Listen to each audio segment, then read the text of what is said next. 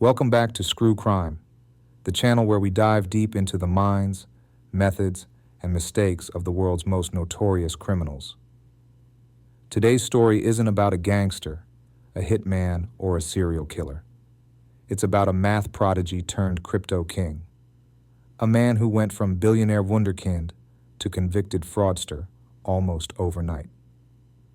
We're talking about Sam Bankman-Fried, the so-called genius behind FTX.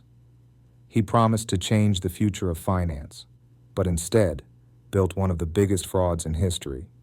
Before we jump in, remember, this channel runs on your support. If you want to keep these stories coming, pay tribute. CashApp, forrestjob.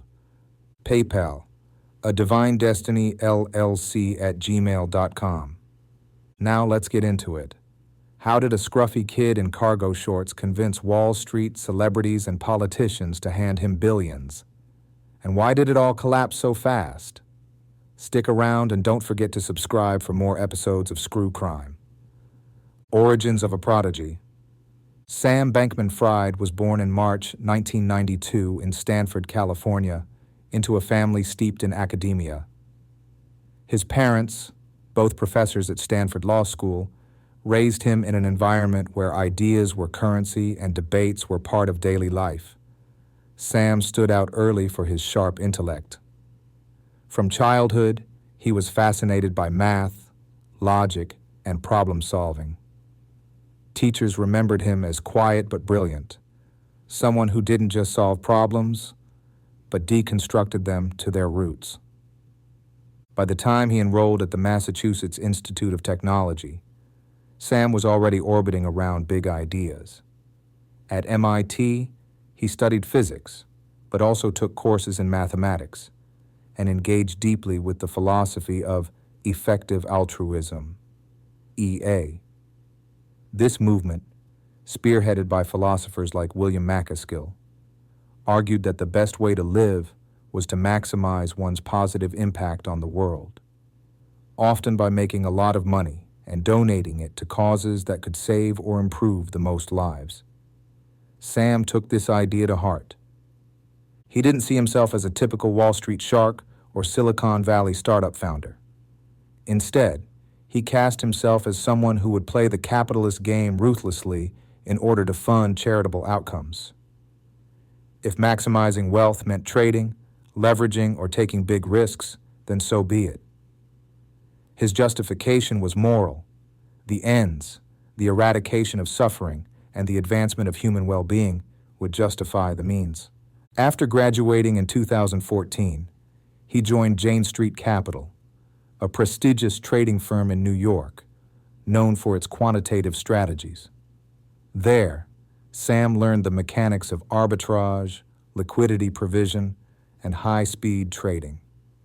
He thrived in an environment that valued numbers above narratives. At Jane Street, he wasn't a salesman. He was a strategist, building trades that shaved off fractions of cents at scale and watching them balloon into millions. But by 2017, cryptocurrency was exploding into mainstream awareness.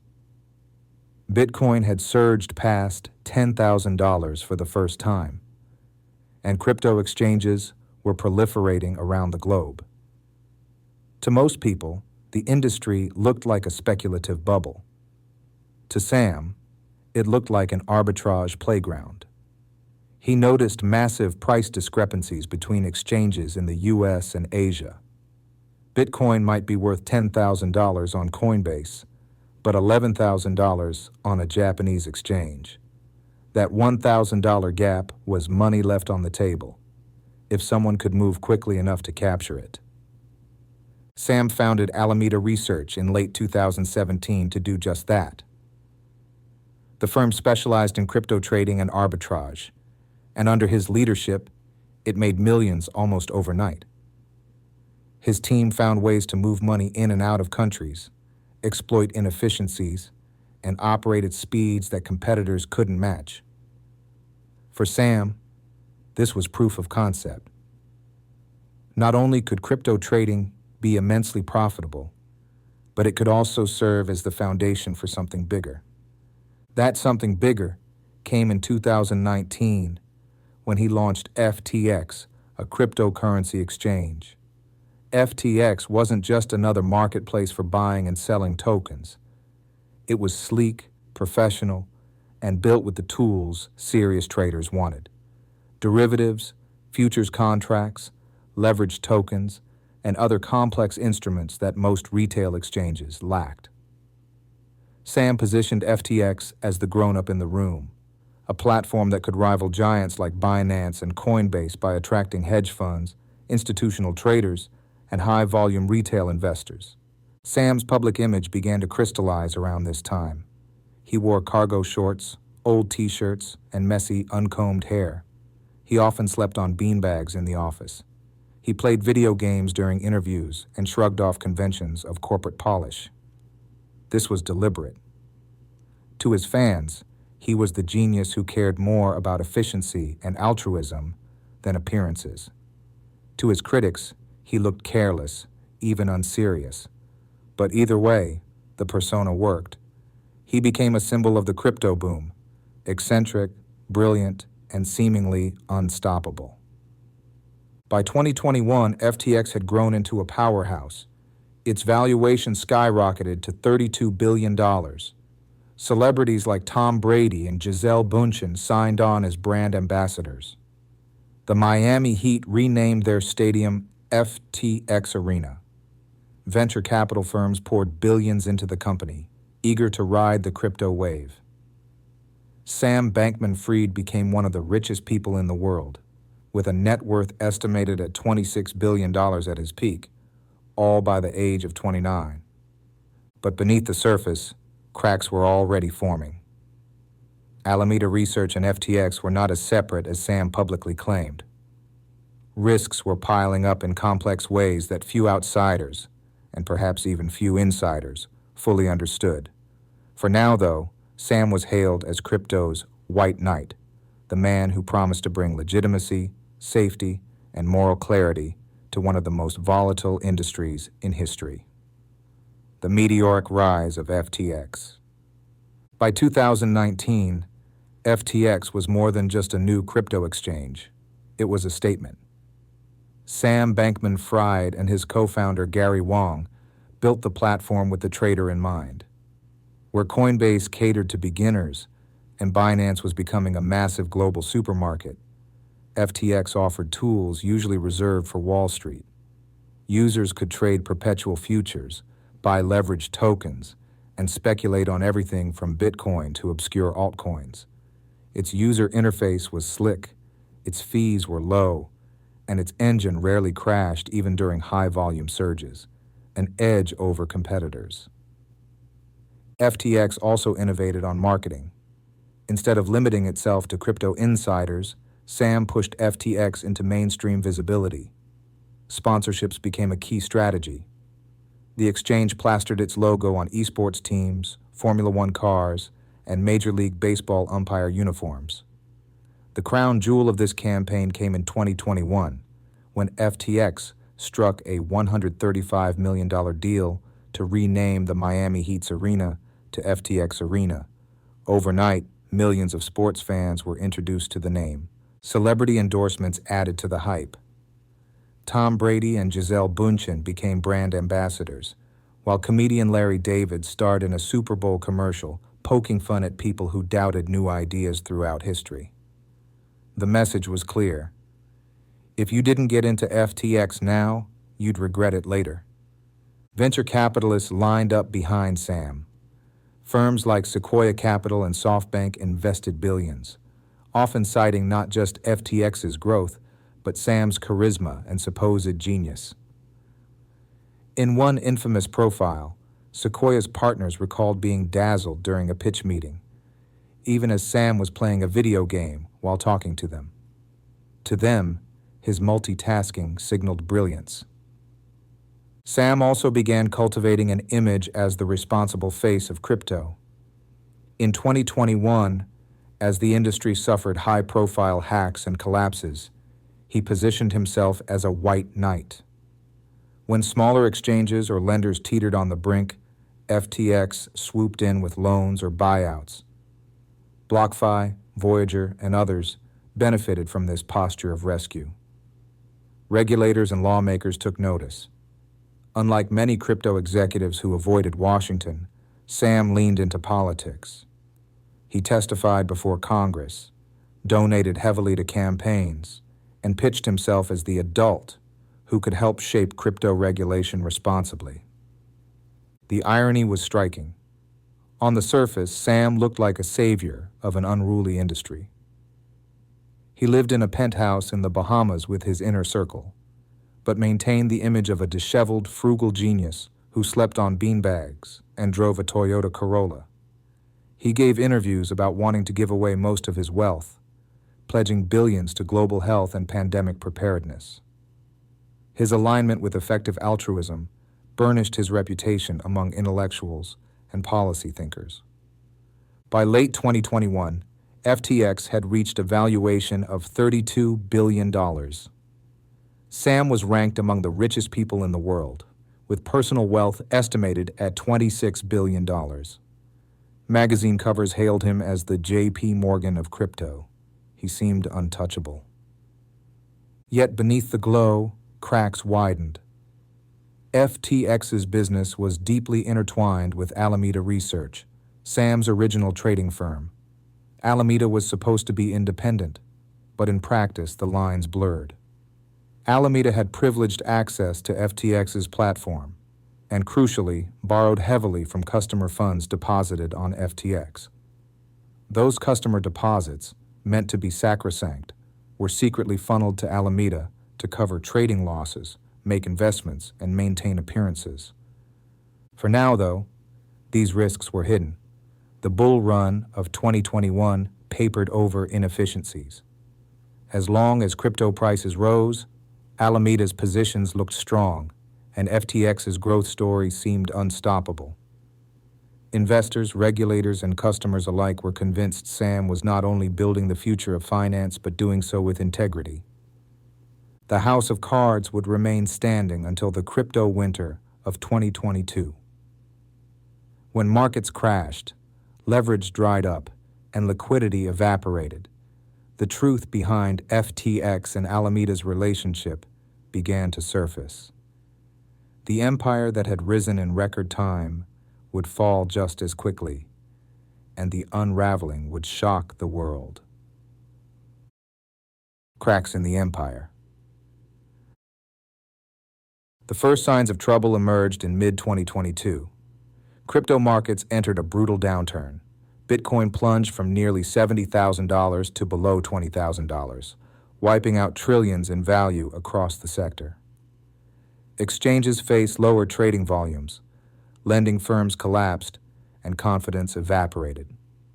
Alameda Research, highly exposed to volatile tokens and leveraged bets, was hit hard. Publicly, Sam and FTX insisted they were fine. They even doubled down on their role as industry savior, offering lifelines to distressed firms. But behind the scenes, Alameda's balance sheet was crumbling. A leaked document in November 2022 exposed that much of Alameda's assets consisted of FTT, FTX's own token. This meant Alameda's net worth was largely tied to a coin created by FTX itself, a house of mirrors. The revelation sparked panic. Changpeng CZ Zhao, CEO of rival exchange Binance, announced that Binance would sell off its FTT holdings, citing recent revelations. The move triggered a bank run. Customers rushed to withdraw billions from FTX, but the exchange couldn't meet the demand. The reason? Much of the customer funds had already been transferred to Alameda and lost on risky bets. Within days, FTX's liquidity crisis spiraled out of control. On November 8th, 2022, Sam announced that FTX had reached a non-binding agreement for Binance to acquire the exchange and cover its shortfall. But after reviewing FTX's books, Binance walked away. The hole was too big, estimated at $8 billion. By November 11th, FTX, Alameda, and dozens of affiliated entities filed for bankruptcy. Sam resigned as CEO. The crypto wunderkind, once hailed as a savior, was now accused of one of the largest financial frauds in history. The collapse sent shockwaves worldwide. Millions of customers lost access to their funds. Celebrities and athletes who had endorsed FTX faced lawsuits. Regulators and lawmakers scrambled to assess the damage. The downfall of FTX wasn't just another failed exchange. It undermined trust in the entire crypto ecosystem. For Sam, the fall from grace was swift. Once courted by politicians, he was now vilified by the media. His carefully cultivated image of humility and altruism seemed hollow in light of revelations that customer deposits had been misused to fund Alameda's trading, luxury real estate, and political donations. The very funds ordinary investors had entrusted to FTX had been siphoned away. Arrest and trial. After the bankruptcy, Sam remained in the Bahamas, where FTX was headquartered. He gave interviews from his penthouse, often appearing defiant, confused, or evasive. He claimed he had made mistakes, but denied knowingly committing fraud. His media tour, however, did little to help his image. Critics saw it as an attempt to control the narrative. In December 2022, Bahamian authorities, at the request of the U.S. government, arrested Sam. He was extradited to the United States to face charges including wire fraud, securities fraud, and money laundering. Prosecutors accused him of orchestrating a massive scheme to defraud investors and customers of billions. The trial in 2023 was a media spectacle. Former executives from FTX and Alameda, including Caroline Ellison and Gary Wang, testified against Sam as part of plea deals. They described how customer funds were redirected, how balance sheets were manipulated, and how Sam made key decisions. The prosecution painted him as a mastermind who knowingly deceived customers while living lavishly and donating millions to political campaigns. Sam's defense argued that he had been overwhelmed, negligent, and in over his head, but not malicious. They claimed he believed FTX could recover and that the collapse was the result of mismanagement, not fraud. But the jury wasn't convinced. In November 2023, Sam was convicted on multiple counts of fraud and conspiracy. Legacy of collapse. Sam Bankman-Fried's conviction marked one of the most dramatic falls in modern financial history. Within just a few years, he had gone from billionaire wunderkind to convicted fraudster. His empire, once valued at $32 billion, had been revealed as a hollow structure propped up by deception. The FTX collapse reshaped the crypto industry. Regulators around the world tightened oversight. Lawmakers cited FTX as evidence of why crypto needed stricter rules. The trust of retail investors, already fragile, was deeply shaken. Sam's story also reverberated through the world of effective altruism.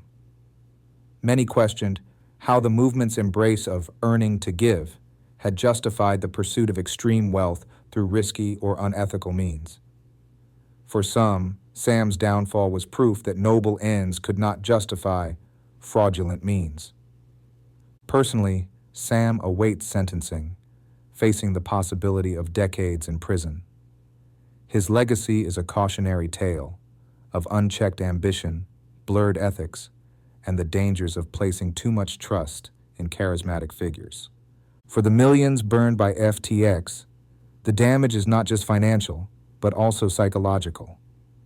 The collapse eroded faith in both crypto and the dream of a new decentralized financial system. Sam Bankman-Fried's story is thus not only about one man's rise and fall, it is also about the risks of hype, the allure of genius, and the fragility of trust in a world driven by speculation. How he might have gotten away with it, keeping FTX and Alameda truly separate. Instead of funneling customer funds into Alameda, Sam could have maintained airtight separation. By letting Alameda sink or swim on its own, he'd have protected FTX's reputation and avoided creating a paper trail that proved fraud. Less ego, more caution. His rapid push for celebrity endorsements, stadium deals, and political influence brought unnecessary attention. If he had stayed under the radar, avoided high-profile sponsorships, and focused on quietly growing, regulators might not have looked so closely until much later. Avoiding FTT token dependence. Alameda's balance sheet was propped up by FTT, a token created by FTX itself. This incestuous setup was a ticking time bomb. Using more liquid, diversified assets would have concealed risk and delayed exposure. Better internal controls and governance. FTX operated like a chaotic startup with little oversight. Installing a board of directors, external auditors, and compliance officers could have masked misconduct under a veneer of legitimacy and slowed down discovery. Exiting early. Many fraudsters escape detection by cashing out before the house of cards collapses. Had Sam sold FTX at its $32 billion valuation and walked away, his image as a crypto genius might have survived, at least until others uncovered the rot. 5 questions for the Screw Crime audience. Do you think Sam was motivated more by greed, arrogance, or his belief in effective altruism?